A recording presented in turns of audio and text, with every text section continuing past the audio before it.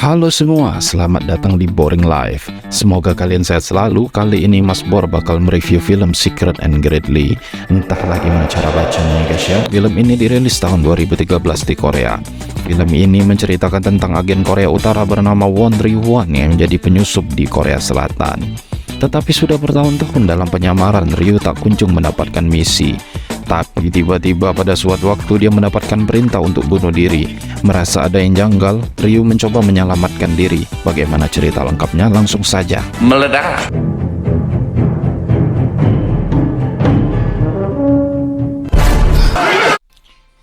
Di awal film kita dikenalkan dengan sang pemeran utama bernama Won Ryu-hwan dan komandannya bernama Taewon.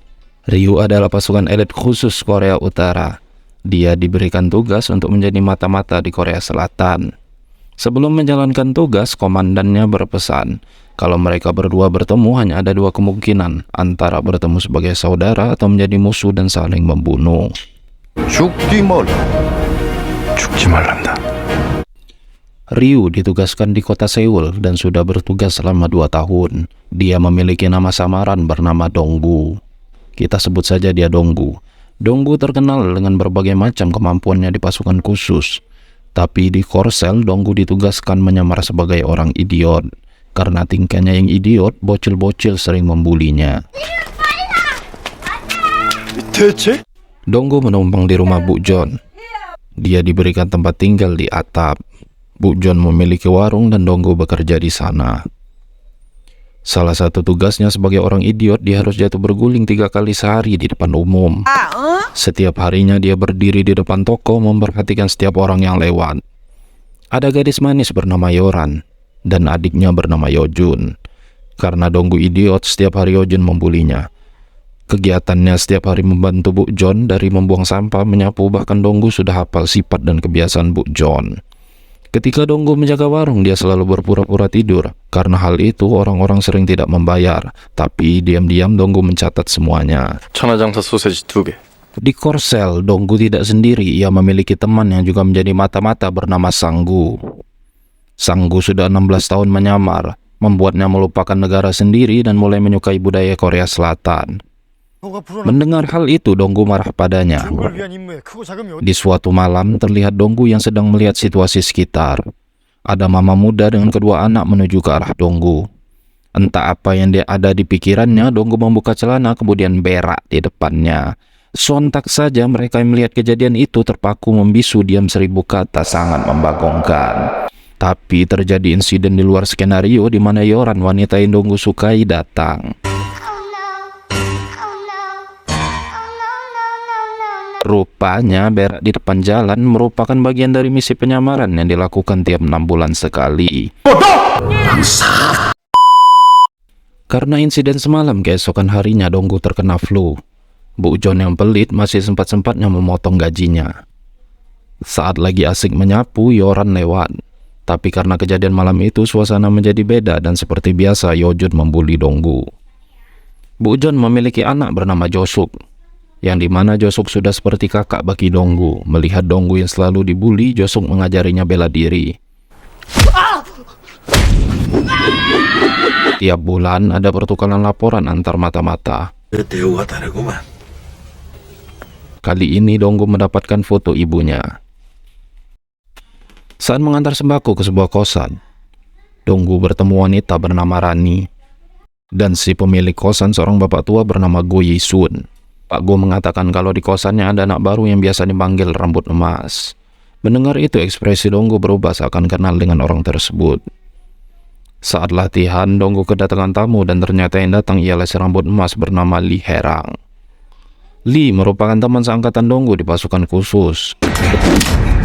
Donggu menanyakan maksud kedatangan Lee ke Korsel, tapi dia tidak menjawabnya lalu pergi begitu saja.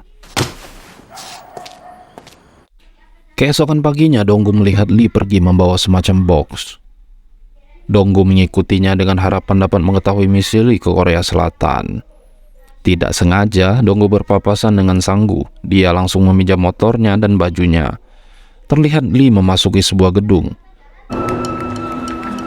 Di sisi lain, Sanggu yang menyamar jadi Donggu hampir saja dilempari batu oleh 2 bocil yang sering membuli Donggu. Sontak saja saat para bocil melihat wajah Sanggu yang unyu membuat mereka lari ketakutan. Kembali lagi ke gedung, ternyata misi Lee sama tidak pentingnya. Ia itu mengikuti ajang pencarian bakat untuk menjadi penyanyi rock. Mengetahui hal itu, Donggu merasa misinya menjadi orang idiot tidaklah terlalu buruk. Bocil yang sering membuli Donggu tiba-tiba datang meminta pertolongan. Bocil itu mengatakan kalau kakaknya hilang. Awalnya Donggu menolak, tapi karena kasihan kemudian ia membantunya. 아니 전부 줄게. Terlihat ada semacam bekas air mengering di jalan. Donggu menjilatinya, hebatnya dia dapat mengetahui kalau itu bekas air kencing si bocil. Kemampuan yang sangat bermanfaat ya guys ya. Kemudian Donggu naik ke atas atap, terdengar suara bocil yang dicari-cari. Bagaikan Naruto, dia melompat dari satu rumah ke rumah lain. Donggu berhasil menemukannya. Ternyata si bocil berada di tempat kang cukur bernama Mr. Park. Lagi fokus mengintip, datanglah Yoran yang melihat Donggu memakai kutang, celana macan, dan topeng ala Batman yang dia curi dari jemurannya. Walaupun sudah terpojok, Donggu berhasil melarikan diri. Dan Mr. Park malah dikira sebagai penyelamat si bocil. Scene beralih ke rumah persembunyian intelijen negara Korea Selatan. Terlihat pembelot Korut yang memboncorkan informasi soal pasukan khusus 5446. Di kejauhan, pria misterius dengan sniper tiba-tiba menembak pembelot tersebut.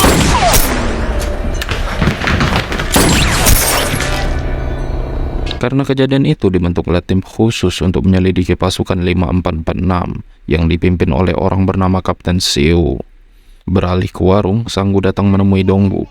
Dia bercerita akan dipulangkan ke Korut, tapi sebelum pulang dia ingin meminjam pistol pada Donggu. Karena keluarganya di Korut tertangkap saat berusaha lari ke Cina. Dengan rahasia nasionalis yang tinggi, Donggu malah menyuruh Sanggu untuk bunuh diri. Setelah mendengar hal itu, Donggu jadi teringat dengan ibunya. Dia selalu menulis surat untuk ibunya walaupun surat itu tidak pernah dikirim. Tiba-tiba datang pria misterius menodongkan pistol dari arah belakang. Donggu memperingatinya untuk segera berhenti. Pria itu hanya mengetes apakah Donggu menjadi pengkhianat atau tidak. Kemudian pria itu melarikan diri. Donggu mengejarnya, tidak sengaja Ran melihat Donggu. Untungnya Ran dalam kondisi mabuk. 너 뭐해? Ran yang lagi mabuk memberitahu rahasianya pada Donggu. Dia mengatakan bahwa di umur 17 tahun dia pernah memiliki bayi. Tetapi bayi tersebut diadopsi oleh seseorang yang tinggal di Amerika, dan sudah 7 tahun Ran tidak melihat bayinya. Saat mengantar Ran pulang, Donggu bertemu Lee. Donggu mengatakan kalau ada pria asing yang mengikutinya. Lee menjawab dengan santai, mungkin saja orang Korut tidak lagi mempercayai mereka. Saat di jalan pulang, rupanya pria misterius itu masih memantau Donggu. Ternyata Donggu sudah mengetahui kalau pria misterius itu adalah anak didiknya bernama Lee Hae-jin. Saat ditanya apa tujuannya, Jin malah kabur lagi. Jin sebenarnya sangat mengidolakan Donggu, karena Donggu lah yang pernah menyelamatkan hidupnya. Keesokan harinya Yojun mengenalkan temannya, seorang siswa pindahan pada Donggu, yang ternyata siswa itu adalah Jin. Sanggu sudah lama tidak kelihatan. Donggu curiga kalau Jin lah yang membunuh Sanggu. Pada suatu malam, Donggu datang menemui Jin untuk menanyakan keberadaan Sanggu. Di tengah percakapan, terlihat Yoran diganggu om-om gatal. Donggu yang tidak bisa membantu karena penyamarannya meminta bantuan Jin untuk menolong Yoran. Singkat cerita, om-om gatal ini diancam dengan videonya yang berjoget-joget sambil mengenakan kostum Batman. Donggu, Lee, dan Jin mereka bertiga berkumpul layaknya anak muda pada umumnya. Saat lagi asik-asik ngobrol, terdengar keributan di warung. Terlihat Bu John diganggu dua orang pria berbadan besar. Donggu yang melihat kejadian itu langsung membantu Bu John. Pria itu mendorong Bu John sampai terjatuh dan hampir saja mengenai pecahan botol. Tapi Donggu dengan kemampuannya dengan cepat menangkap Bu John. Ketika Donggu sudah siap memukul pria itu, Bu John melarangnya. Josuk yang baru mengetahui kejadian itu seketika jadi emosi. Lalu dia mendatangi kedua pria yang mengganggu ibunya. Tapi kasihan sekali Josuk malah berakhir babak belur. Diam-diam, Donggu mengajak Jin untuk mengikuti Josuk. Donggu menyuruh Jin untuk menghajar para pria yang mengganggu Bu Jon. Jin sangat senang karena Donggu mempercayainya. 해줄 거지? Lalu Donggu pergi menghibur Josuk. Bu Jon yang kelihatan pelit dan cuek ternyata peduli dengan Donggu. Dia meminta bantuan Pak Go untuk mencari tahu latar belakangnya. Para warga berkumpul di sini. Donggu, Lee, dan Jin yang tidak pernah merasakan kehangatan keluarga membuat mereka merasa nyaman dengan kondisi di Korea Selatan. Di markas besar tentara Korea Utara, Komandan Taiwan tiba-tiba mendapat perintah dari Jenderal Mo Heuk untuk menghabisi para agennya. Dengan alasan untuk memperbaiki hubungan dengan Korsel, para agen diperintahkan untuk bunuh diri. Bagi yang menolak, maka akan dibunuh langsung oleh Komandan Taiwan. Pak Go memanggil Donggu. Dia meminta maaf karena diam-diam telah mengecek latar belakangnya. Donggu sempat cemas, tapi Pak Go bilang karena sudah lama pensiun dari kepolisian, kemampuannya sudah tumpul. Dia tidak mendapatkan apapun tentang Donggu. Setelah sekian lama, akhirnya pager jadul yang dimiliki Donggu berbunyi, mendapatkan pesan berisi sebuah misi. Begitu juga dengan Lee dan Jin, mereka semua mendapatkannya. Setelah diterjemahkan, ternyata pesan itu berisi, semua agen diperintahkan untuk bunuh diri. Satu persatu agen menjalankan perintah bunuh diri.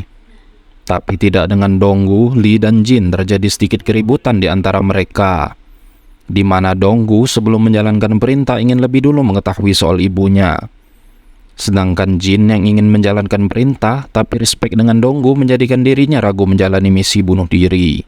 Dan Lee yang sadar bahwa bunuh diri adalah sebuah ketololan yang tidak layak mereka lakukan. Di suatu hutan terlihat Kapten Seo mencium ada yang janggal di mana para agen korut banyak yang mati tiba-tiba. Mereka menemukan chip yang ditanamkan dalam setiap tubuh agen tersebut. Sebelum bunuh diri, Donggu menulis surat terakhir untuk ibunya. Di lain tempat, Lee dan Jin merasa gelisah. Rupanya mereka diikuti seseorang. Donggu yang masih penasaran soal ibunya mengurungkan niatnya untuk bunuh diri. Tiba-tiba Kapten Seo datang menemui Donggu, mengajaknya untuk membelot dari Korut. Entah timbul dari mana, Jin datang membantu Donggu lalu mengejar Kapten Seo. Karena kecerobohannya, Jin malah ditahan. Sebelum dibawa ke markas, Kapten Seo mengeluarkan chip di dalam tubuh Jin. Di tengah kekacauan, sang guru yang dikira sudah mati tiba-tiba datang menemui Donggu meminta perlindungan. Di markas besar tentara Korea Utara, Jenderal Mo Heuk memerintahkan Taiwan agar segera berangkat ke Korsel untuk menghabisi anak buahnya yang belum melaksanakan perintah bunuh diri. Terlihat Komandan Taiwan berangkat ke Korsel menggunakan kapal. Donggu mulai menunjukkan jati dirinya. Dia meminta Mr. Park untuk mengubah penampilan rambutnya. Bahkan Donggu yang selama ini dikira idiot oleh orang sekitar memberi sedikit pejangan pada Yoran dan Yeojun. Hal itu membuat mereka semua terkejut dengan perubahan Donggu. Tidak lupa Donggu berpamitan dengan Bu Jon. Diam-diam, Bu Jon menyisihkan uang tabungannya untuk Donggu. Donggu juga datang menemui Ran. Ran yang melihat Donggu berubah penampilan jadi terheran-heran. Donggu memberikan uang tabungannya beserta alamat anak Ran di Amerika. Lee dan Donggu bertemu. Mereka diikuti seseorang yang dikirim Kapten Seo. Dengan kemampuannya malah Donggu yang menangkap orang tersebut. Kemudian Donggu menghubungi Kapten Seo, meminta tolong agar Jin diperlakukan dengan baik. Di markasnya, Kapten Seo mendapat kabar bahwa Komandan Taiwan telah tiba di Korsel. Donggu yang mendengar hal itu langsung menyusun rencana dengan Lee. Kapten Seo berbicara pada Jin bahwa dia akan menangkap Taiwan dan Donggu. Jin yang masih ditahan berpura-pura menawarkan bantuan kepada Kapten Seo. Dia berjanji akan membantunya menangkap Donggu. Di sebuah gedung tua, akhirnya Donggu bertemu dengan Komandan Taiwan. Sesuai perkataannya di awal, bertemu sebagai saudara ataukah sebagai musuh. Donggu siap menjalankan perintah, tapi dia butuh satu syarat di mana Donggu ingin keselamatan ibunya terjamin. Alih-alih mendapat jawaban, Taiwan malah mencap Donggu sebagai pengkhianat.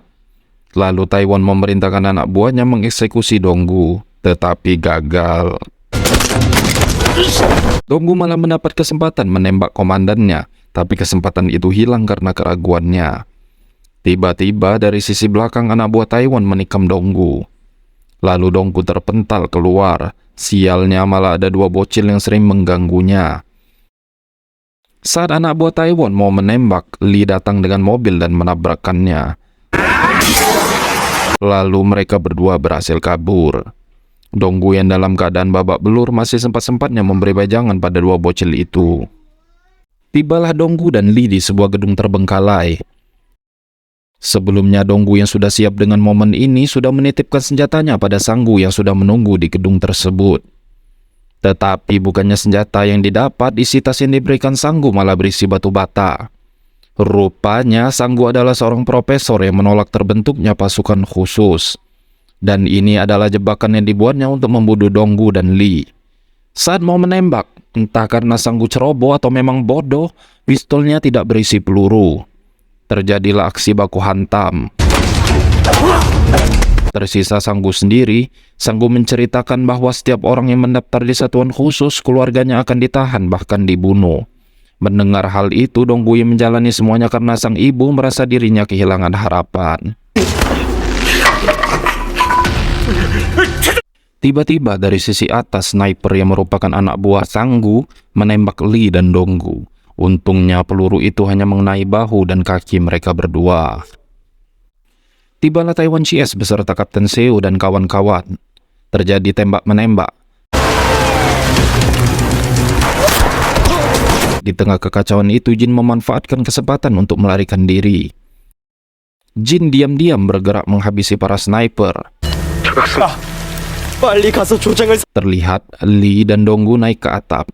Lee ingin Donggu berjanji siapa yang dapat keluar hidup-hidup dari situasi ini, dialah yang berhak menjadi pemimpin. Di tengah keputusasaan, Lee tiba-tiba mendapat pesan kalau dia lulus audisi pencarian bakat. Setidaknya hal itu memberikan mereka berdua alasan untuk tersenyum. Akhirnya pertemuan dengan bos terakhir. Taiwan beserta para anak buahnya datang. Lee yang merupakan anak haram dari Jenderal Moheuk, yang dimana jenderal tersebut adalah atasan dari Taiwan. Dia diberikan kesempatan untuk meminta ampun, tapi Lee menolaknya mentah-mentah. Karena kakinya tertembak, Lee membisikkan kepada Donggu untuk mendorong anak buah Taiwan ke arahnya. Satu persatu anak buah Taiwan ditumbangkan oleh Donggu.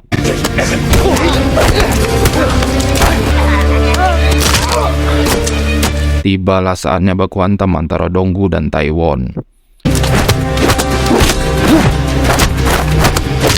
Donggu yang sudah kelelahan, kewalahan melawan Taiwan. Akhirnya Donggu terbaring lemas tak berdaya. Tibalah rombongan Brimob yang siap menembak mereka semua. Tak gentar sedikit pun, Taiwan mengeluarkan pistol dan siap mengeksekusi Donggu. Tapi tiba-tiba saja Jin datang menembak Taiwan. Rupanya dia menyamar di tengah-tengah anggota Brimob. Tidak sia-sia dia menyadang nama Jin ya guys ya. Tidak habis thinking, Taiwan masih saja menyimpan jurus terakhir. Dia mempunyai bom yang siap diledakkan. Dan masih saja banyak omong soal kebanggaan dan negara. Lee yang sudah lelah dan omong kosong datang memeluk lalu melompat dengan Taiwan. Kemudian Kapten Seo datang, memujuk Jin dan Donggu untuk membelot. Tapi mereka berdua sudah tidak memiliki alasan lagi untuk hidup. Donggu di tengah keputusasaannya melihat buku tabungan yang diberikan Bu John padanya. Di sana terlihat Donggu yang awalnya dianggap orang asing, lama-kelamaan dianggap seperti anak sendiri oleh Bu John. Hal itu membuat Donggu ingin kembali. Entah mengapa Jin malah menembak Kapten Seo. Karena hal itu tim Brimob langsung menghabisi mereka berdua, yang mengakibatkan Donggu dan Jin menyusul Lee ke alam baka. Terlepas dari masa lalunya, mereka hanyalah anak muda yang lahir di tempat yang salah. Keinginan mereka sederhana, hanya ingin terlahir hidup normal dengan kehangatan keluarga. Pesan yang bisa kita ambil dari film ini adalah bersyukurlah dengan apa yang kita miliki, karena tanpa disadari banyak orang di luar sana yang menginginkan hidup seperti kita. Terima kasih sudah klik video ini. Tapi jangan lupa guys, klik tombol subscribe karena subscribe itu gratis. Dengan subscribe kamu support channel ini terus untuk upload hampir setiap hari. Ingat, subscribe itu gratis, gak ada ruginya kamu klik tombol subscribe guys. Selamat